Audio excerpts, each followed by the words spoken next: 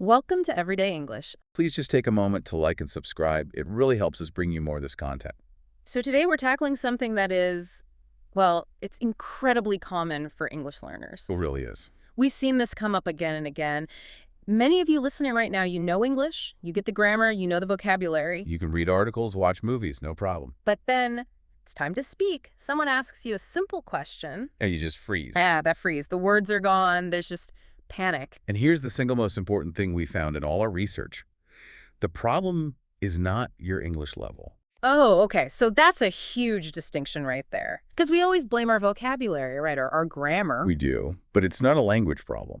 The real issue, the thing that stops you, is fear. Fear. Okay. It's a cognitive block. Mm. Your brain basically goes into a mild fight-or-flight mode. It prioritizes social safety over communication. So your brain is trying to protect you, but it ends up just shutting down your ability to speak. Exactly.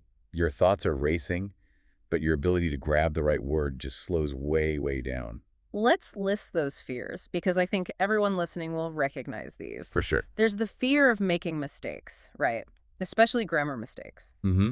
The fear of your accent, that people won't understand you. The fear of being judged, that the other person thinks you're, I don't know, not smart. And the big one, the fear of speaking too slowly, of holding up the conversation. That feeling is just paralyzing. It is.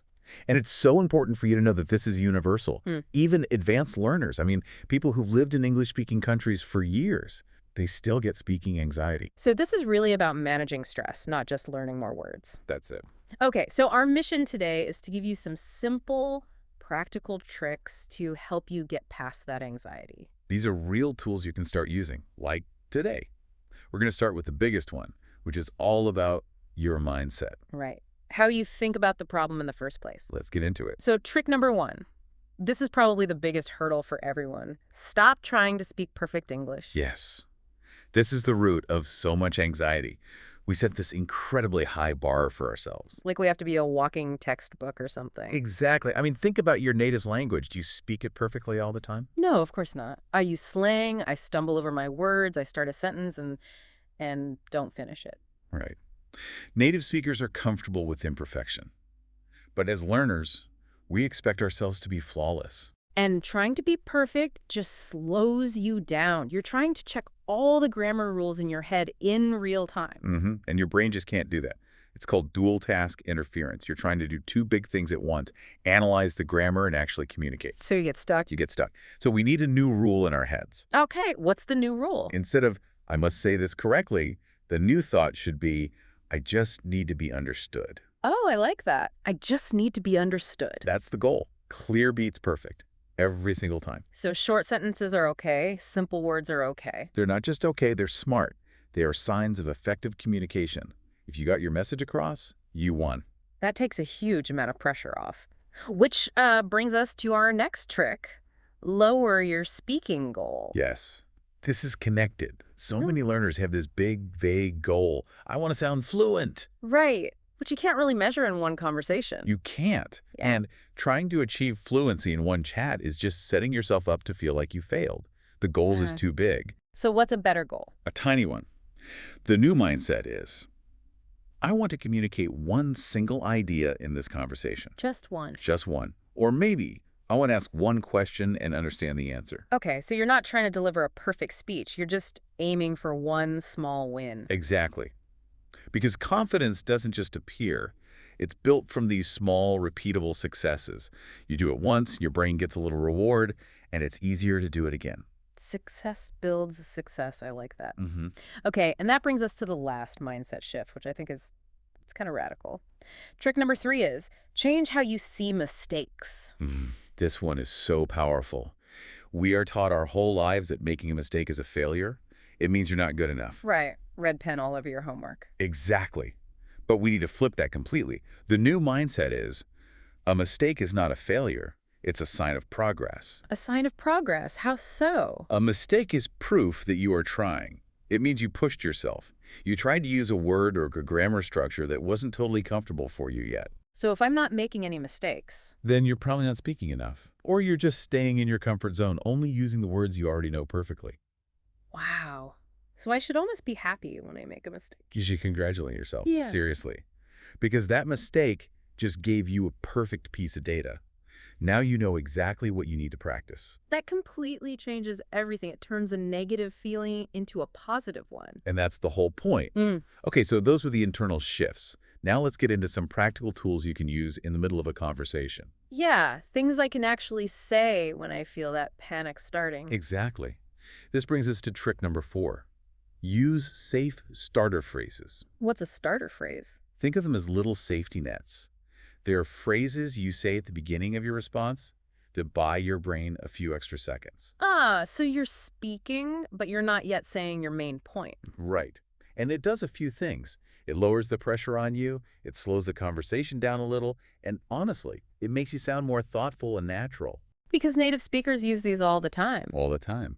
When you say something like, that's a good question. Right, or let me think about that for a second. Yes. You're signaling that you are engaged and thinking deeply, not that you're struggling for a word. So it's about signaling contemplation, not confusion. Precisely. Another great one is, I'm not sure, but I think. It gives you permission to not be perfect. That's super useful. But what about when there's just silence, that awful, awkward pause? Ah, yes, the fear of silence. That's trick number 5. Accept pauses and silence. But it feels so terrible, like you've failed the conversation. I know it feels that way, but a pause doesn't mean failure. It just means you're thinking. And different cultures have very different comfort levels with silence. So what feels like a long, awkward pause to me might feel totally normal to someone else. It might. But if you feel you absolutely have to fill that space, you can use natural fillers. You mean like, and Yes. Things like or well or, they aren't just mistakes, they're conversational tools. So. They signal to the other person, hang on, I'm not done with my thought yet. They hold your place in the conversation. It makes the pause sound like part of what you're saying, not a complete stop. So using, is actually a skill. It is. It's about making your thinking process sound natural. Okay, this is all incredibly helpful. So now let's talk about the mechanics of how we're actually processing the language in our heads. Right. This is about the cognitive barriers. And trick number 6 is a huge one. Don't translate in your head. The translator. I think almost every learner does this, especially at the beginning. We all do. But it's the enemy of fluency. When you try to build a sentence in your native language and then translate it word for word into English, It's just too slow. it's way too slow. Your brain has to do 3 things. Yeah. Think the thought, find the words in your language, and then find the right words and grammar in English. Right. It creates a cognitive bottleneck. A bottleneck. Right. That's why by the time I have my perfect sentence ready, the conversation has already moved on. Exactly. So you have to stop translating. So what do you do instead? You start to think in English blocks or chunks. Blocks. What do you mean? Instead of a full, complex sentence, you just start with a simple, pre-made phrase you already know. Like, I think, or for me, or in my opinion. Ah, so you use those as a launch pad. Yes, they are reliable starting points that don't require any translation. You just grab the block and then add your simple idea after it. It cuts out the translation step completely. That makes so much sense. It simplifies the whole process. It really does. And that leads perfectly into our final trick, number 7. Copy real English, not textbook English. We spend so much time on grammar rules from books, but then our speaking can still sound a little bit robotic. Stiff or unnatural. Even when it's grammatically correct. Why does that happen? Because fluency comes from imitation, not just explanation. The missing piece is often prosody. Prosody. It's the rhythm, the stress, the music of the language. Textbooks teach you the words, but listening to real people teaches you the music. Okay, so how do we practice that? The best technique is called shadowing. Shadow. It's simple. You listen to a short clip of a native speaker from a podcast, a movie, anything, and you try to repeat what they say at the same time, like a shadow. But you're not focusing on the meaning of the words. Not at first. You're just trying to copy the sounds, the rhythm, the intonation. Where do they go up in pitch? Where do they go down? Where do they pause? So you're training your mouth and your ears to work together to feel the flow of the language? You are. It bypasses the analytical part of your brain and helps you internalize the natural rhythm of English much faster than just studying rules. That's a fantastic practical tip. Okay, so we've covered a lot here. We have, from mindset shifts to practical phrases and techniques. And the main takeaway for me is that this isn't about studying harder. It's about thinking differently and practicing smarter. And being kinder to yourself in the process. Remember, feeling this anxiety just means you care about communicating well, and you're not alone in it. Definitely not. So we want you to start putting this into practice right now. We have an engagement prompt for you. We want you to write one short sentence in the comments. Take a small risk, use a simple structure. You can use one of two prompts. The first is, I'm scared to speak English because... Or, one situation I want to speak English in is, Tell us your struggle or tell us your goal. We want to build a supportive community down there. you're all learning together. And before we go, a little teaser for next time on Everyday English.